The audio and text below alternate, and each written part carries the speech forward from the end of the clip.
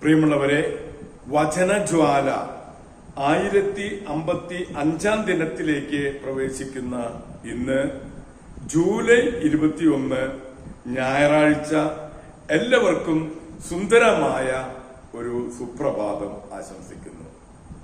ഇന്ന് ഞായറാഴ്ച ദൈവത്തിന്റെ ദിവസം പരിശുദ്ധമായി ആചരിക്കുന്ന ഈ പൊൻസുദിനത്തിൽ നമ്മൾ ദൈവവചന വായനയിൽ മക്കബായരുടെ പുസ്തകം 1-ാം പുസ്തകം 2-ാം അധ്യായം 15 മുതൽ ഉള്ള തിരുവാക്യങ്ങളാണ് നാം ശ്രവിക്കുക. മത്താത്യാസ് എതിർക്കുന്നു. ജനങ്ങളെ മതത്യാഗത്തിന് നിർബന്ധിച്ചിരുന്ന രാജസേവകർ അവരെ കൊണ്ട് ബലിയർപ്പണം ചെയ്യിക്കാൻ മൊദയിൻ നഗരത്തിലെത്തി. ഇസ്രായേലിൽ നിന്ന് വളരെ പേർ അവരുടെ അടുത്തു ചെന്നു.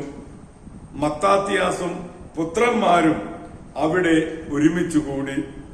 രാജസേവകർ മത്താത്യാസിനോട് പറഞ്ഞു, നീ ഈ നഗരത്തിൽ ആദരിക്കപ്പെടുന്ന മഹാനായ ഒരു നേതാവാണ്.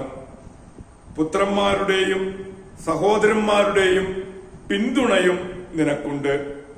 സകല വിജാതീയരും യൂദയായിലെ ജനങ്ങളും ജെറൂസലേമിൽ അവശേഷിച്ചിട്ടുള്ളവരും ചെയ്തതുപോലെ ഇപ്പോൾ രാജശാസനമനുസരിച്ച് പ്രവർത്തിക്കുന്നതിൽ നീ ഒന്നാമനായിരിക്കണം. എങ്കിൽ നീയും പുത്രന്മാരും രാജാവിന്റെ സുഹൃത്തുക്കളായി പരിഗണിക്കപ്പെടും. സ്വർണവും വെള്ളിയും മറ്റ് അനവധി പാരിതോഷികങ്ങളും കൊണ്ട് നീയും പുത്രന്മാരും ബഹുമാനിതരാകുകയും ചെയ്യും. എന്നാൽ മത്താത്യാസ് മറുപടിയായി ദൃഢസ്വരത്തിൽ പറഞ്ഞു, രാജാവിന്റെ ഭരണത്തിൽ കീഴിലുള്ള എല്ലാ ജനതകളും അവനെ അനുസരിക്കുകയും ഓരോരുത്തരും തമ്പാങ്ങളുടെ പിതാക്കന്മാരുടെ മതവിശ്വാസത്തിൽ നിന്ന് വ്യതിചലിച്ച് അവന്റെ കൽപ്പനകൾ പാലിക്കാൻ തീരുമാനിക്കുകയും ചെയ്താലും ഞാനും എന്റെ പുത്രന്മാരും എന്റെ സഹോദരന്മാരും ഞങ്ങളുടെ പിതാക്കന്മാരുടെ ഉടമ്പടി അനുസരിച്ച് ജീവിക്കും. നിയമവും കൽപ്പനവും ഞങ്ങൾ ഒരു നാളും തിരസ്കരിക്കുകയില്ല. രാജകൽപ്പന അനുസരിക്കാനായി ഞങ്ങളുടെ മതവിശ്വാസത്തിൽ നിന്ന് ഞങ്ങൾ അണുവിടെ വ്യതിചലിക്കുകയില്ല. മത്താത്യാസ് ഈ വാക്കുകൾ അവസാനിപ്പിച്ചപ്പോൾ എല്ലാവരും നോക്കി നിൽക്കെ മൊദയിനിലെ ബലിപീഠത്തിൽ രാജകൽപ്പന പ്രകാരം ബലിയർപ്പിക്കാൻ ഒരു യഹൂദൻ മുൻപോട്ട് വന്നു. അത് കണ്ട് മത്താത്യാസ് തീഷ്ണത കൊണ്ട് ജ്വലിച്ചു. അവന്റെ ഹൃദയം പ്രക്ഷുബ്ധമായി. ധാർമ്മിക രോഷം കൊണ്ട് അവൻ പാഞ്ഞു ചെന്ന് ആ യഹൂദനെ ബലിപീഠത്തിൽ തന്നെ വെച്ച് തന്നെ വധിച്ചു.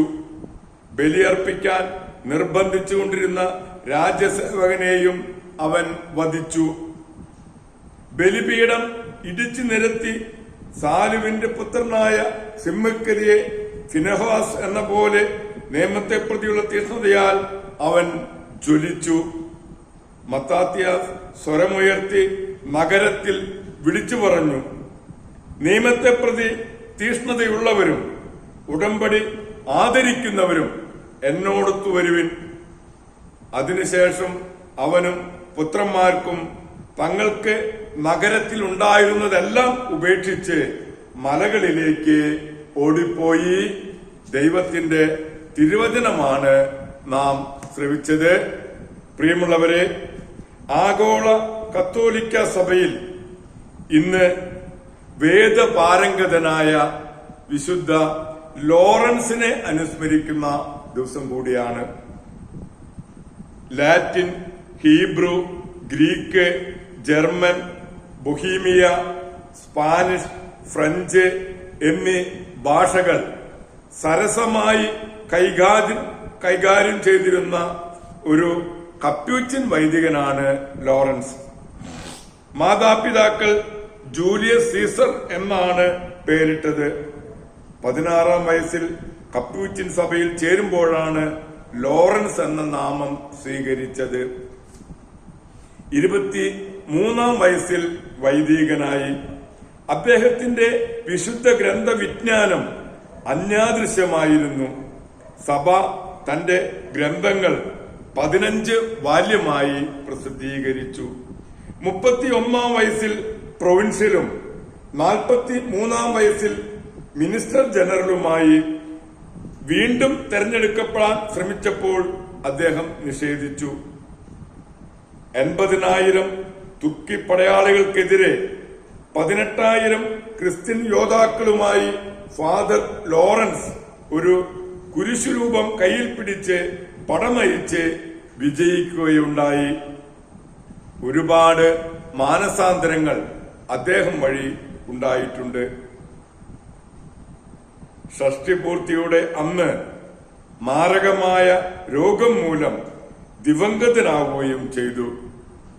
വേദപാരംഗതനായ ഒരുപാട് അത്ഭുതങ്ങൾ പ്രവർത്തിച്ച വിശുദ്ധ ലോറൻസിന്റെ മാധ്യസ്ഥം യാചിച്ച് നമുക്ക് ഇന്നത്തെ നല്ല ദിവസത്തിലേക്ക് പ്രവേശിക്കാം.